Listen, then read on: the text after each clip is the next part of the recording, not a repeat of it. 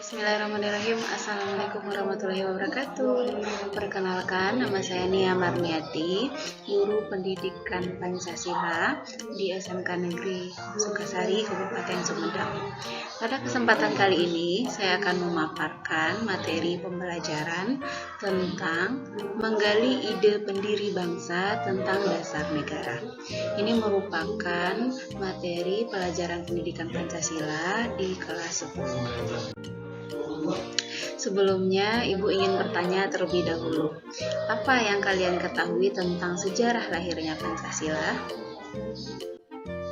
Baiklah, berbicara tentang sejarah lahirnya Pancasila, itu tidak terlepas dari sejarah Indonesia merebut kemerdekaan.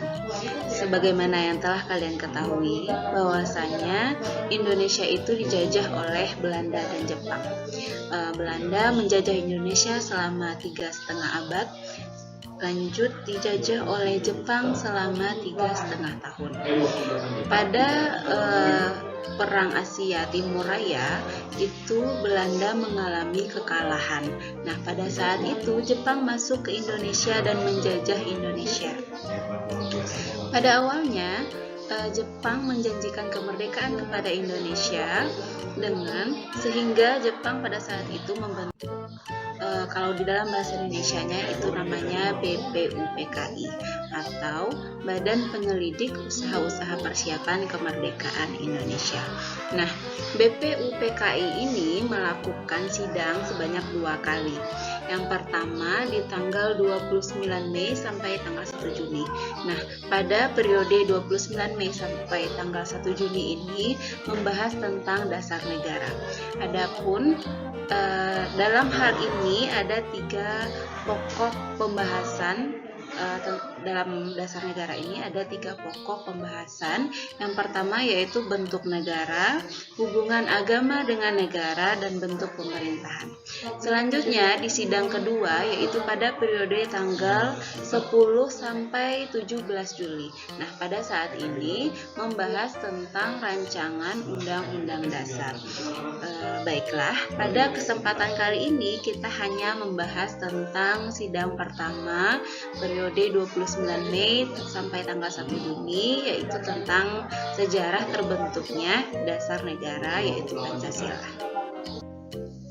Baiklah, dalam hal ini sebenarnya ada banyak tokoh yang mengemukakan ide atau pemikirannya tentang rumusan Pancasila.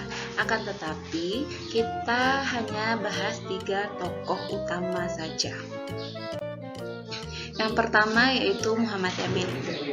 Muhammad Yamin ini mengemukakan ide atau pemikirannya itu tanggal 29 Mei. Sebelum kita mengetahui bagaimana pemikiran atau ide Muhammad Yamin tentang rumusan Pancasila, sebaiknya terlebih dahulu kita mengenal terlebih dahulu siapa itu Muhammad Yamin.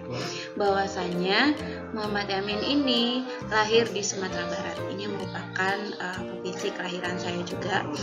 Muhammad Yamin menempuh pendidikan dasarnya di Palembang, lanjut di Yogyakarta.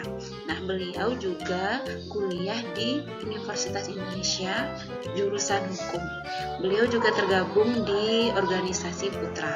Nah, setelah kemerdekaan, beliau ini pernah menjabat sebagai anggota DPR RI, selanjutnya juga sebagai Menteri Kehakiman dan sebagainya.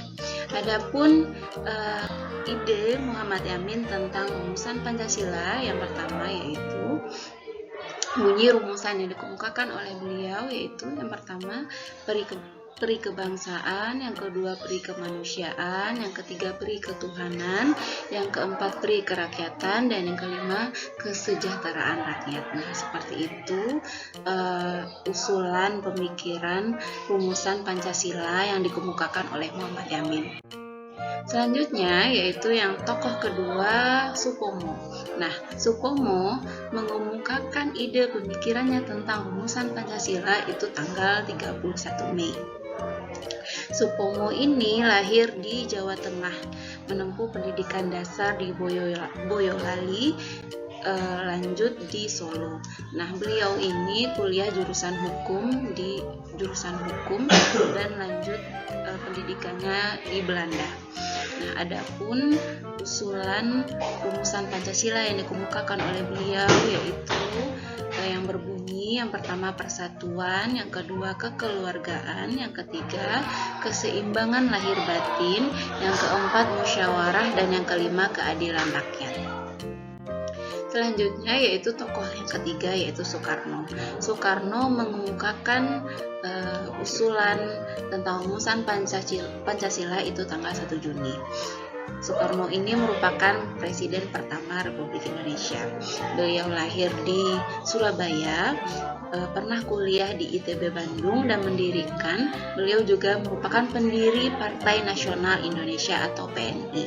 Nah, adapun bunyi rumusan Pancasila yang dikemukakan oleh beliau, yang pertama kebangsaan Indonesia, internasionalisme atau peri kemanusiaan, yang ketiga mufakat dan demokrasi, yang keempat kesejahteraan sosial, dan yang kelima ketuhanan yang berkebudayaan.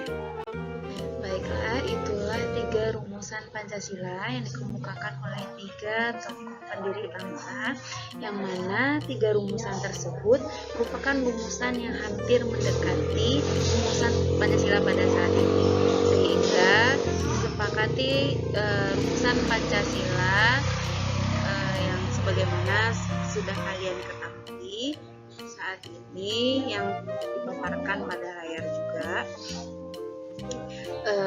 Selanjutnya perlu Ibu tegaskan bahwasanya kemerdekaan Indonesia itu bukan merupakan pemberian dari Jepang, akan tetapi merupakan hasil dari jerih payah dan usaha bangsa Indonesia itu sendiri. Karena pada detik-detik kemerdekaan itu terjadi kekosongan kekuasaan, yang mana Jepang pada saat itu mengalami kekalahan pada Perang Dunia Kedua. Selanjutnya yang menjadi pembahasan pada materi ini yaitu pergantian bunyi sila pertama yang awalnya yaitu ketuhanan dengan kewajiban menjalankan syariat Islam bagi pemeluk-pemeluknya. Nah, bunyi sila pertama ini diganti menjadi ketuhanan yang Maha Esa karena pada saat itu warga negara Indonesia di bagian timur memprotes bunyi sila pertama tersebut karena itu hanya menggambarkan ke satu agama, sedangkan di Indonesia terdiri dari pada saat itu 5 agama, meskipun agama mayoritasnya Islam, sehingga pada saat itu sila pertama diganti menjadi ketuhanan yang Maha Esa seperti sampai pada saat ini. Baiklah, mungkin hanya itu saja pemaparan materi tentang menggali ide pendiri bangsa tentang dasar negara.